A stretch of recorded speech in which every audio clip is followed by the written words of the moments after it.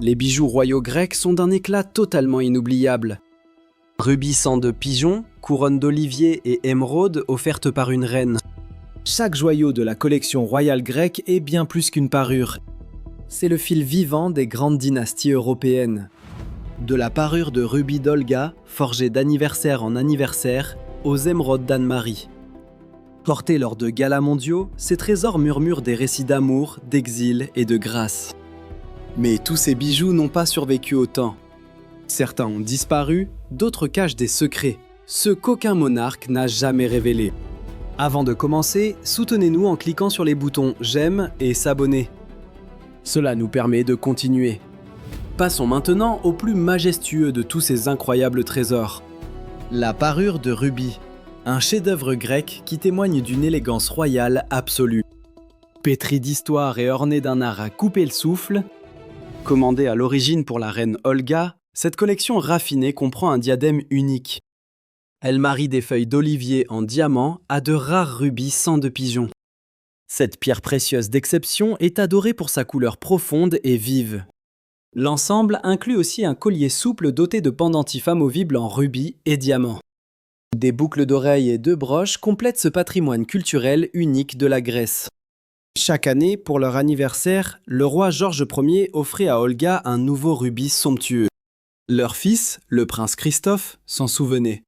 Ma mère possédait des bijoux d'une beauté rare. Ces rubis étaient célèbres car mon père prenait un immense plaisir à les collectionner. Il disait que parmi toutes les pierres, c'est le rubis qui sublimait sa peau blanche. Après la mort d'Olga en 1926, son fils Nicolas en hérita. Le bijou fut ensuite porté par son épouse, la grande duchesse Elena Vladimirna. La reine Anne-Marie reçut cette parure en cadeau de mariage en 1964. Elle fit une apparition remarquée lors d'un dîner de gala organisé à Athènes. Elle arbora ensuite ses rubis au mariage du prince Michel en 1965. Puis au grand bal de mariage de la princesse Béatrix des Pays-Bas en 1966. Et encore pour les 60 ans de la reine Margrethe en l'an 2000. La rareté de cette parure provient de ces rubis sang de pigeon absolument exceptionnels. Le motif de couronne en laurier, typiquement grec, en fait un véritable trésor royal. Elle brille encore lors d'événements majeurs, inscrivant sa légende lumineuse dans les annales de l'histoire. Le diadème de la princesse Alexia.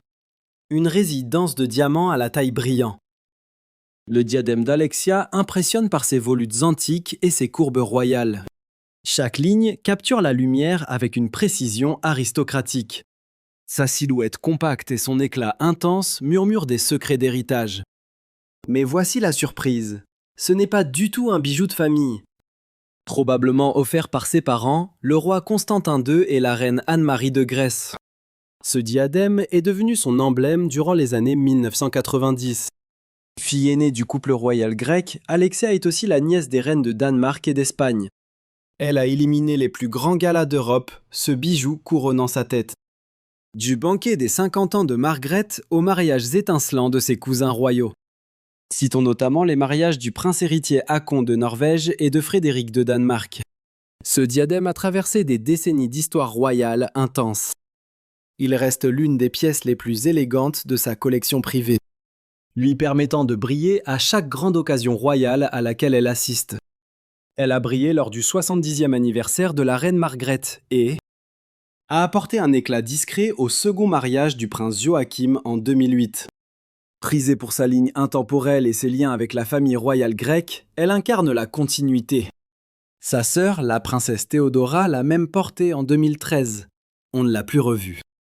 Pourquoi ? Le mystère royal demeure. La broche cygne en diamant. Ce bijou royal saisissant possède une histoire très riche, intimement liée à la vie de la reine Anne-Marie de Grèce. Créée par la prestigieuse maison Van Cleef & Arpels, cette exquise broche pavée de diamants est éteinte. Cadeau du roi Constantin II pour la naissance du prince héritier Pavlos en 1967. Ornée d'environ 120 diamants au sertissage éclatant, la broche capture toute l'élégance d'un cygne en plein vol. Les courbes délicates et les plumes détaillées scintillent d'un éclat luxueux. Véritable témoignage du savoir-faire magistral de Van Cleef & Arpels. Sa conception complexe garantit que chaque angle reflète la lumière pour sublimer son opulence. en faisant l'une des pièces les plus grandioses de la reine Anne-Marie. La reine la porta lors de la présentation de Pavlos à la presse, puis lors d'une visite au Canada, juste avant que l'agitation politique ne force la famille à l'exil. Malgré ces épreuves, le signe de diamant est resté un symbole chéri de grâce royale. Elle a depuis accompagné la reine lors d'événements clés, comme le baptême de son filleul, le prince Frédéric en 1968 ou le mariage d'Anne en 1973. Plus récemment, elle brillait au couronnement du roi Charles III en 2023. Croix de diamant façonnée avec d'exquis joyaux danois. Cette croix en relief, suspendue à une fine monture en platine, affiche un design épuré et majestueux. Élégante mais profondément symbolique, cadeau de ses parents, le roi Frédéric IX et la reine Ingrid, la croix fit ses débuts lors de son mariage à Athènes en 64. Portée avec le diadème du Khedive d'Égypte, elle devint l'un de ses bijoux grecs les plus personnels. Arborée pour des occasions solennelles, elle a même brillé au Vatican en 1966. En 69, elle fut ornée de perles pour le baptême du prince Nicolaos. Elle reparut aux obsèques de ses parents, puis de son époux, le roi Constantin II. Elle l'arborait avec dignité lors des funérailles d'État de la reine Élisabeth II. Cet héritage intime et royal dépasse la simple parure. C'est un fil conducteur à travers l'histoire émotionnelle de la royauté grecque. Le diadème du Khedive d'Égypte. Ce diadème signé Cartier fut un cadeau de mariage iconique pour la princesse Margaret de Connaught. Il lui fut offert en 1905 pour son mariage avec Gustave Adolphe de Suède. Ce diadème époustouflant, en platine au motif de marguerite complexe, rayonne d'élégance par sa simplicité et son éclat. Orné de rangées de diamants aux motifs floraux, c'est un exemple frappant du savoir-faire du début du XXe siècle, incarnant le luxe d'antan. Ce bijou occupe une place spéciale, transmis précieusement de génération en génération. La reine Ingrid de Danemark, fille de Margaret, l'a chérie durant plus de 80 ans. Elle l'a porté encore très âgée, l'un des 2 diadèmes favoris de son veuvage. Elle a sublimé maintes réceptions royales, symbole d'une élégance qui ne fane jamais. À la mort d'Ingrid, sa fille cadette, la reine Anne-Marie de Grèce, en a hérité. Anne-Marie a perpétué la tradition, portant ce diadème lors d'événements prestigieux, dont le gala de mariage du prince Frédéric en 2004. Il incarne la beauté royale, mais surtout un lien familial indéfectible. Désormais, le diadème du Khedive d'Égypte repose dans les coffres de la famille royale grecque. Un héritage précieux où l'histoire et le luxe s'unissent dans un chef-d'œuvre étincelant. Le diadème Fringe Miller arbore des pointes de diamants qui s'élancent avec éclat. Telle une couronne de lumière, le diadème Fringe Miller est un classique du glamour d'inspiration impériale. Créé fin 19e siècle, son style rappelle les traditionnels kokochniks de Russie. Chaque bâton de diamant reflète un feu pur et une élégance mouvante. Mais ce n'est pas n'importe quel bijou. Celui-ci trône au cœur de l'orfèvrerie grecque. Acheté aux enchères en 1996 par Marie-Chantal Miller, pour la princesse Maria Olympia, ce diadème mène une vie mondaine fascinante. Officiellement à Olympia, il fut pourtant porté avec éclat par sa mère, la princesse Marie-Chantal, lors de galas somptueux dans toute l'Europe. Du jubilé de la reine Margrethe au mariage princier en Suède, il dort aujourd'hui dans le coffre des Miller. Olympia le portera-t-elle comme une reine ? Ou un nouveau rebondissement éclatant se prépare-t-il dans l'ombre ? Le diadème antique corsage est une pièce magistrale de l'histoire royale. À l'origine, c'était un ornement de corsage ayant appartenu à Victoria de Suède.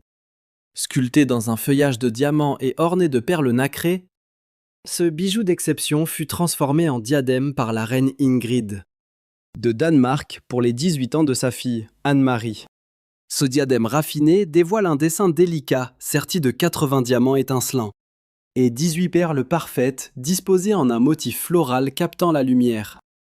Mesurant environ 25 cm de large, il trône avec grâce, idéal pour les cérémonies.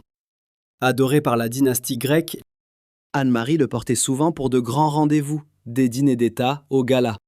Sa fille, la princesse Alexia, l'a porté à son tour. Puis la princesse Marie-Chantal, lors de son mariage en 1995. Les princesses Tatiana et Nina l'ont également choisi pour leurs unions respectives. Depuis 10 ans déjà, Tatiana est la principale utilisatrice de ce diadème depuis son mariage en 2010. Son héritage, véritable symbole d'élégance et de tradition, continue de briller au sein des cours royales. La parure Van Cleef & Arpels fut créée en France vers 1965. Cette parure à couper le souffle figure parmi les plus belles pièces de la collection. Ornée de turquoise vibrantes, de corail, d'améthyste et de diamants dans un motif en quadrilobe exquis. Elle comprend un collier transformable, des boucles et un bracelet. Chaque élément est audacieux, haut en couleur. Sans doute un cadeau de mariage pour Anne-Marie lors de son union en 1964.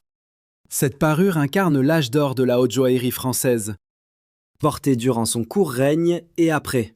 La reine Anne-Marie l'exhibe au dîner d'État canadien en 1967. Elle l'arborait aussi au baptême de la princesse Alexia en 1965. Puis au gala de la reine Béatrix en 1998. En 1995, Alexia l'afficha au mariage du prince Pavlos. En l'an 2020, le collier et le bracelet ont ressurgi chez Joseph Saidian & Sons pour 320 000 $, puis ont disparu. Son actuel propriétaire reste un mystère étincelant. La parure d'émeraude grecque. Cette parure possède une histoire riche. Offerte à la princesse Anne-Marie de Danemark par la reine Frédérica en 1964, un présent pour célébrer son union avec le roi Constantin II de Grèce. Cet ensemble d'exceptions comprend un diadème de 7 émeraudes cabochons et diamants, assorti d'élégantes boucles d'oreilles en forme de poire. La parure inclut une broche de corsage aux 5 émeraudes amovibles, portée avec le sautoir en diamant de la reine Alexandrine. Chaque pierre de cet ensemble est taillé avec une précision telle que le poids total avoisine les 50 carats. Son design raffiné marie l'or ciselé au diamant, sublimant ainsi l'éclat vert profond des émeraudes. Reine. Anne-Marie a ébloui dans cette parure lors de ses portraits officiels et au bal de mariage à Athènes, événement du siècle. Toute sa vie, elle a réservé ses émeraudes pour les grandes occasions, comme le gala de mariage de sa sœur, Bénédictée. Les 70 ans du roi Frédéric IX et les 60 ans de la reine Margrethe en l'an 2000. Chaque apparition confirme l'élégance éternelle de cette parure royale, considérée comme une pièce majeure de son héritage royal et de sa légende. C'est tout pour aujourd'hui. Merci d'avoir regardé. Restez à l'écoute pour d'autres récits historiques étincelants.